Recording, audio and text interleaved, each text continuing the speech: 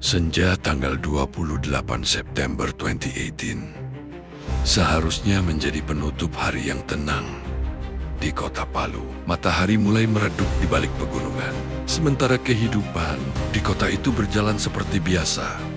Pedagang menutup kiosnya, anak-anak pulang bermain, dan sebagian warga bersiap merayakan Festival Palu No Moni yang semestinya membawa sukacita. Namun, tak ada yang tahu bahwa dalam hitungan menit, bumi akan mengguncang kehidupan mereka selamanya.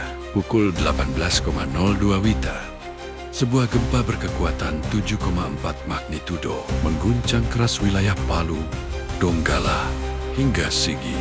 Getarannya tidak hanya kuat, tetapi juga panjang, membuat bangunan berderak seperti hendak runtuh. Orang-orang berlarian keluar rumah dengan panik. Beberapa jatuh, beberapa saling menarik agar keluar dari reruntuhan.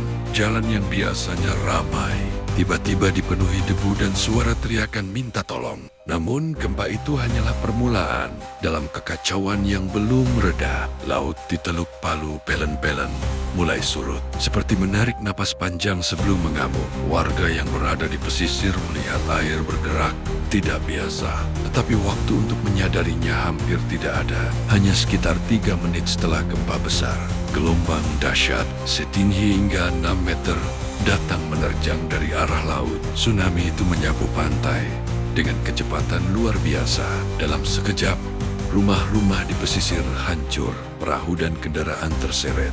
Tiang listrik tumbang dan bangunan megah runtuh seperti dibuat dari kertas. Suara gemuruh air bercampur dengan teriakan. Warga menciptakan pemandangan yang sulit dibayangkan. Di sepanjang pantai Talise, tempat ribuan orang berkumpul untuk persiapan festival, gelombang menghantam tanpa ampun.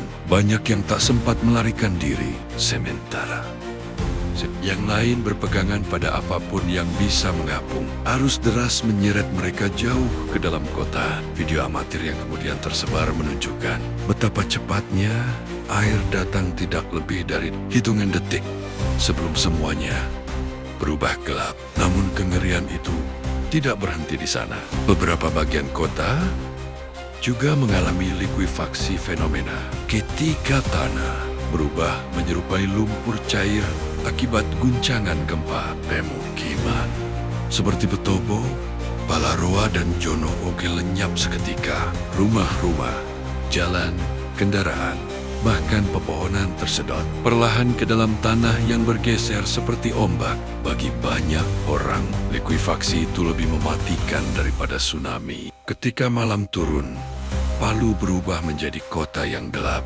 tanpa listrik, tanpa komunikasi, hanya diterangi api dari bangunan yang terbakar dan lampu-lampu kendaraan yang terbalik. Orang-orang mencari keluarga mereka dengan lampu ponsel, berteriak nama orang yang mereka cintai, berharap mendengar balasan.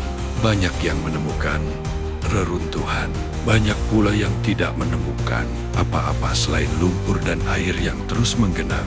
Dalam beberapa jam, bantuan mulai berdatangan, tetapi kerusakan begitu besar sehingga tim penyelamat bekerja tanpa henti selama berhari-hari. Mereka menggali dengan tangan kosong, menembus lumpur dan menghadapi bau reruntuhan yang menandakan betapa besar kehilangan itu.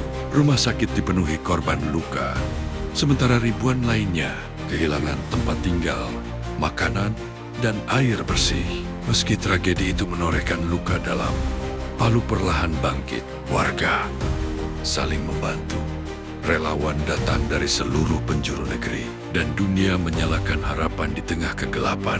Kota itu kini berdiri kembali, membawa kenangan pahit yang tidak pernah benar-benar hilang, namun juga menunjukkan kekuatan manusia untuk bangkit dari kehancuran. Tsunami Palu akan selalu dikenang bukan hanya sebagai bencana alam, tetapi sebagai kisah kepedihan, keberanian, dan keteguhan hati manusia menghadapi cobaan yang tak terduga. Dalam keheningan yang menyisakan luka, Palu tetap berusaha berdiri karena setiap matahari yang terbit membawa kesempatan baru. untuk memulai lagi.